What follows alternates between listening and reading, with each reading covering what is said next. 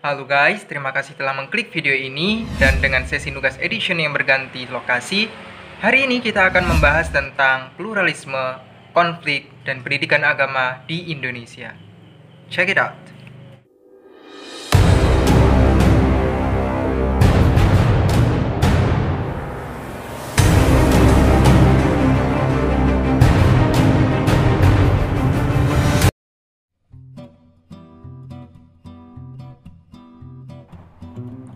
Assalamualaikum warahmatullahi wabarakatuh.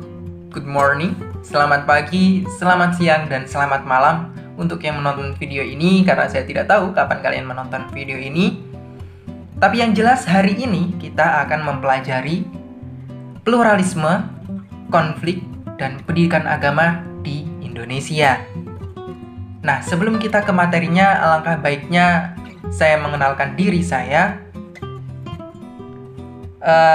Subtema yang saya ambil kali ini merupakan salah satu subtema dari mata kuliah Kapita Selekta Pendidikan di semester 5 YIN Kediri yang dibawakan oleh saya sendiri, Sony Maulana Ahmad, dengan nomor induk mahasiswa 9321 389 18. Oke, kita berlanjut pada latar belakangnya terlebih dahulu. Pada saat ini, sebagaimana yang dikatakan oleh banyak pengamat ya, umat beragama dihadapkan kepada serangkaian tantangan yang sebenarnya tidak terlalu baru, tetapi juga cukup berbeda dengan apa yang pernah dialami sebelumnya. Tantangan yang dimaksud adalah pluralisme agama, konflik internal atau antar agama, adalah sebuah fenomena nyata yang harus kita cerna. Pluralisme agama dalam hal ini harus benar-benar dapat dimaknai sesuai dengan akar kata serta makna sebenarnya. Hal itu merupakan upaya penyatuan persepsi untuk menyamakan pokok bahasan sehingga tidak akan terjadi misinterpretation maupun misunderstanding. Dengan harapan seperti itu, maka materi kali ini akan sangat berarti ketika kita pelajari. Kita awali dengan pengertian pluralisme. Apa itu pluralisme? Pluralisme berakar dari kata bahasa Inggris plural, yang berarti banyak atau majemuk. Dari asal katanya ini bisa kita tarik beberapa poin. Poin yang paling umum yaitu bahwa pluralisme ini berkaitan dengan hal-hal yang lebih dari satu atau majemuk. Maka berdasarkan Kamus Ilmiah Populer, pluralisme adalah teori yang mengatakan bahwa realitas terdiri dari banyak substansi, tidak hanya satu. Sedangkan pluralisme menurut istilah adalah sikap untuk saling mengakui sekaligus menghargai, menghormati, memelihara, dan bahkan mengembangkan atau memperkaya keadaan yang bersifat plural, jamak, atau banyak.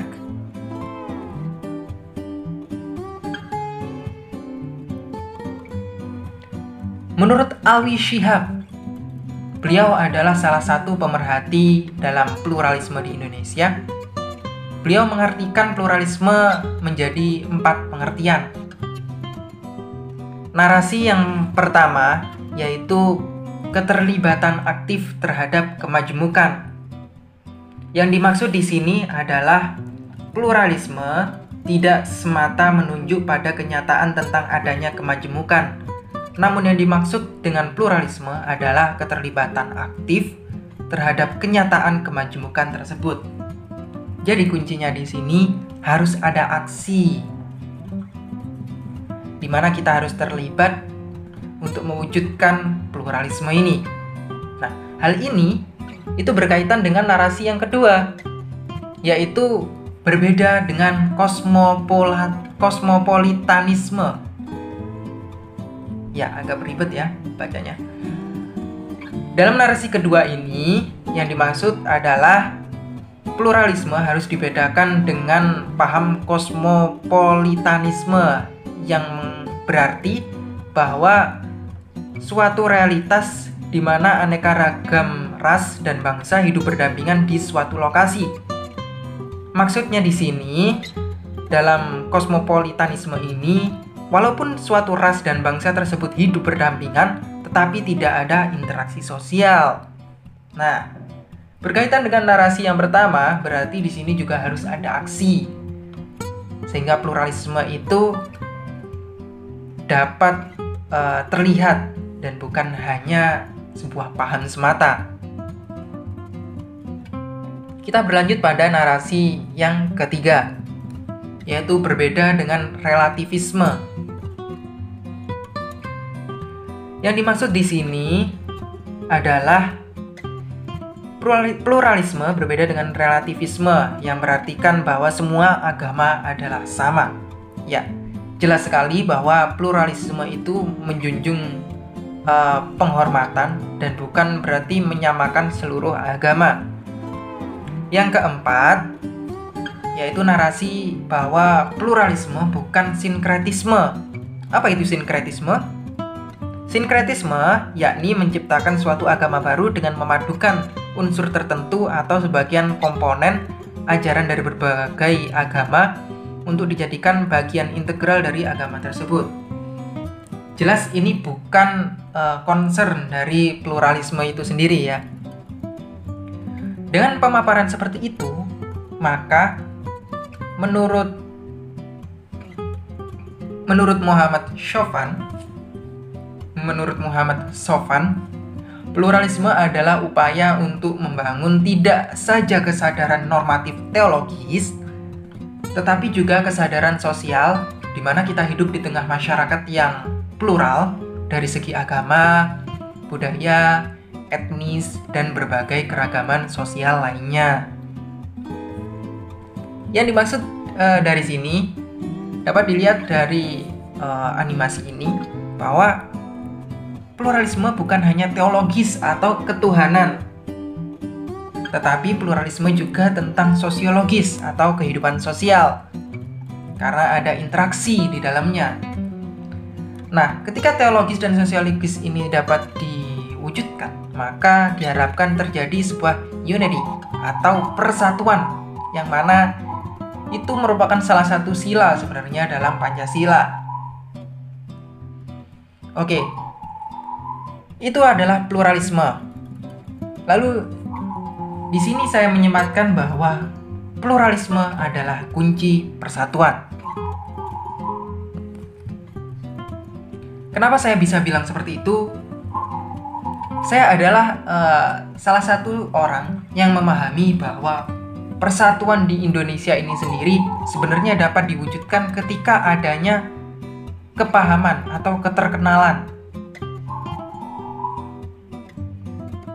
Ketika ada seseorang yang membenci sangat dalam atau mempunyai kebencian yang sangat besar terhadap seseorang atau sesuatu, itu adalah hasil dari ketidakpahaman atau ketidakkenalan. Kenapa kok bisa berkata seperti itu? Saya mempunyai sedikit contoh. Misal seperti ini. Orang-orang yang bilang atau berkomentar di media sosial, kita itu harus memusuhi Malaysia, ganyang Malaysia, bunuh saja Malaysia. Saya yakin orang tersebut tidak mempunyai teman orang Malaysia, atau apalagi bertempat tinggal di Malaysia. Kenapa? Karena ketika dia mempunyai teman dari Malaysia setidaknya, maka dia itu akan memikirkan temannya ketika gayang Malaysia tersebut diutarakan, maka otomatis itu akan mengancam temannya itu sendiri. Maka tidak logis untuknya mengutarakan hal tersebut yang mengundang kebencian. Contoh lainnya lagi, misal ada narasi bahwa orang yang berhijab atau perempuan yang berhijab itu wah teroris ini. Saya yakin dia itu tidak mempunyai teman wanita yang berhijab. Kenapa? Karena ketika tidak mempunyai wanita yang berhijab, dia tidak akan tahu fakta bahwa tidak semua wanita yang berhijab itu teroris. Bukan berarti orang yang berhijab atau sangat agamis sekali itu teroris. Apalagi ketika dia itu mempunyai teman teroris, tentu dia akan paham bahwa teroris bukan hanya orang yang bercadar saja. Ketika kepahaman atau keterkenalan tersebut diwujudkan atau terwujud, maka di situ akan tercipta sebuah toleransi dan dia akan memahami bahwa kita hidup di dunia ini dalam sistem masyarakat yang majemuk. Kita itu bukan sesuatu yang bisa memaksakan pendapat kita terhadap sesuatu, karena belum tentu pendapat kita adalah kebenaran untuk dia. Oke, untuk selanjutnya tentang kunci persatuan ini akan dibahas pada lain waktu. Kita berlanjut pada konflik. Apa itu konflik? Konflik secara etimologi atau bahasanya atau asal katanya berasal dari kata kerja Latin yaitu con yang artinya bersama dan fligere yang artinya benturan atau bertabrakan. Nah, di sini sudah mulai bisa diambil kesimpulan ya bahwa dalam sebuah konflik pasti ada benturan, entah itu benturan kepahaman ataupun benturan secara fisik ya. Konflik secara istilah merupakan suatu peristiwa atau fenomena sosial di mana terjadi pertentangan atau pertikaian baik antar individu dengan individu, individu dengan kelompok, kelompok dengan kelompok, maupun kelompok dengan pemerintah. Contohnya kalau dari individu dengan individu ya misal pertengkaran antar teman, lalu individu dengan kelompok misal antar dia sendiri dengan sebuah kelompok tertentu, kelompok dengan kelompok itu misalnya tawuran, sedangkan kelompok dengan pemerintah adalah demo ya. Lalu sebenarnya apa saja sih faktor yang menyebabkan konflik itu bisa terjadi? Secara umum terdapat 3 faktor yang melatar belakangi atau yang mempengaruhi adanya konflik. Yang pertama yaitu perbedaan antar individu. Perbedaan ini menyangkut perasaan, pendirian, pendapat yang berkaitan dengan seseorang atau harga diri, kebanggaan, dan identitas pribadi. Misalnya, dalam sebuah ruangan nih, ruangan kantor, ada karyawan yang terbiasa bekerja sambil mendengarkan musik dengan suara yang keras. Tetapi karyawan lain itu lebih suka dengan suasana yang tenang, senyap, sepi. Nah, maka di situ akan muncul rasa benci dan amarah sebagai awal mula timbulnya suatu konflik dikarenakan adanya perbedaan mengenai pendirian atau pendapat. Yang satu sukanya musik keras, yang satu sukanya ketenangan. Lalu yang kedua yaitu faktor perbedaan latar belakang dan kebudayaan. Di sini yang dimaksud adalah ketika ada seseorang yang mempunyai latar belakang kebudayaan yang berbeda, maka di situ akan rentan terjadi sebuah konflik. Misal ada seseorang yang dari pedalaman atau dari desa menuju ke kota, dia membawa latar belakang kebudayaan yang meyakini bahwa ketika makan harus tangan kiri. Misal, ini hanya permisalan. Lalu ketika di kota dia bertemu seseorang yang lebih modern, di mana dia mengetahui bahwa makan itu harus tangan kanan. Nah, di sini ada latar belakang yang tidak sesuai, maka ketidaksesuaian tersebut akan menghasilkan sebuah pertentangan yang menyebabkan sebuah konflik. Yang ketiga yaitu perbedaan kepentingan. Nah, ini merupakan faktor yang sangat lumrah terjadi ya, atau sangat sering terjadi, bukan lumrah ya. Karena tiap individu atau kelompok pasti mempunyai kepentingan masing-masing. kepentingan masing-masing ini bisa menyangkut kepentingan ekonomi, politik, sosial, dan budaya. Misalnya, seorang pengusaha menghendaki penghematan biaya produksi, sehingga terpaksa memberhentikan beberapa pegawainya. Ya, mungkin karena virus pandemi ini ya, misal. Namun, ada pegawai yang merasa haknya itu diabaikan dan tidak terima dengan PHK secara mendadak. Makanya, di situ akan ada konflik yang berupa demo, misal. Namun secara khusus di Indonesia sendiri dapat diambil beberapa faktor yang sebenarnya menjadi penyebab konflik yang terjadi di Indonesia. Yang pertama yaitu dominasi suatu kelompok terhadap kelompok lain. Contohnya adalah konflik yang terjadi di Aceh dan Papua. Lalu persaingan dalam mendapatkan mata pencaharian hidup. Ketika ada persaingan, maka di situ rawan adanya konflik. Dikarenakan pasti akan ada gesekan untuk mendapatkan sesuatu yang mana akan tidak didapatkan oleh yang lain.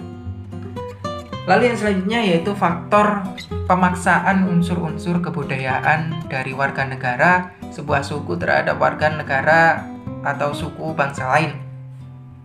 Misal ketika ada kebudayaan dari luar, dari barat sana, kebudayaannya rok mini, misal, atau pakaian yang ketat.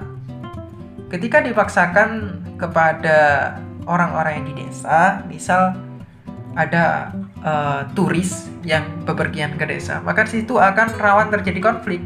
Kenapa? Dikarenakan merasa tidak cocok dengan apa yang dibawa oleh orang-orang tersebut. Lalu faktor yang terakhir yaitu potensi konflik yang terpendam. Nah, faktor ini dikarenakan telah ada permusuhan secara adat atau telah ada latar belakang yang sangat lama sehingga sedikit api bisa menyebabkan kebakaran lagi. Contohnya yaitu konflik antar suku di pedalaman Papua. Kita berlanjut pada hakikat pendidikan. Hakikat sebuah pendidikan ialah usaha sadar sekaligus terencana guna mewujudkan suasana belajar dan proses pengajaran agar siswa atau peserta didik mengembangkan potensi dirinya secara aktif untuk mempunyai potensi spiritual keagamaan, kepribadian, pengendalian diri, kecerdasan, akhlak mulia, dan juga keterampilan yang dibutuhkan oleh dirinya, lingkungan masyarakatnya, lalu bangsa serta negaranya. Dalam hakikat pendidikan yang seperti ini, maka dapat dipandang dari sudut pandang yang sempit dan sudut pandang yang luas. Sudut pandang yang sempit yaitu bahwa pengajaran itu diberikan kepada orang yang lebih dewasa, kepada orang yang belum dewasa, atau siswa, atau peserta didik di lingkungan sekolah. Sedangkan yang lebih luasnya yaitu proses pengajaran atau proses transfer ilmu dari orang yang mempunyai ilmu dengan orang yang menginginkan ilmu di lingkungan yang mana saja. Nah, lalu dalam pendidikan agama Islam sendiri, pendidikan agama diartikan sebagai pendidikan yang memberitahukan atau memberikan pengetahuan dan membentuk sikap, kepribadian, dan keterampilan peserta didik dalam mengamalkan ajaran agamanya yang dilaksanakan sekurang-kurangnya melalui mata pelajaran atau kuliah pada semua jalur, jenjang, dan jenis pendidikan. Nah, di sini pendidikan agama itu sudah menjadi mata pelajaran ya, karena ada ketetapan MPR yang mengaturnya. Berbeda dengan dahulu di mana pendidikan agama ini diajarkan secara mandiri atau secara parsial di daerah-daerah tertentu. Nah, lalu peranan pendidikan agama ini terhadap pluralisme dan konflik itu bagaimana? Pendidikan agama Islam ini di dalamnya juga mengajarkan tentang pluralisme, yaitu tentang penghormatan.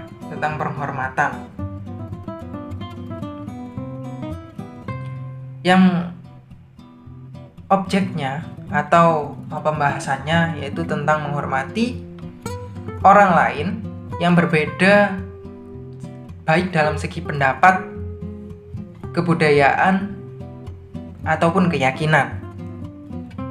Nah, ajaran pluralisme ini terdapat dalam pendidikan agama Islam, sehingga sebuah konflik itu diharapkan dapat tercegah atau dapat dicegah dengan adanya ajaran ini. Sehingga pendidikan agama Islam ini sangat berperan dalam mencegah konflik, karena pendidikan agama Islam itu sendiri juga menjunjung tinggi saling menghormati dan juga sangat membenci dengan adanya kekerasan. Nah, itulah pembahasan tentang pluralisme, lalu konflik, dan juga pendidikan agama.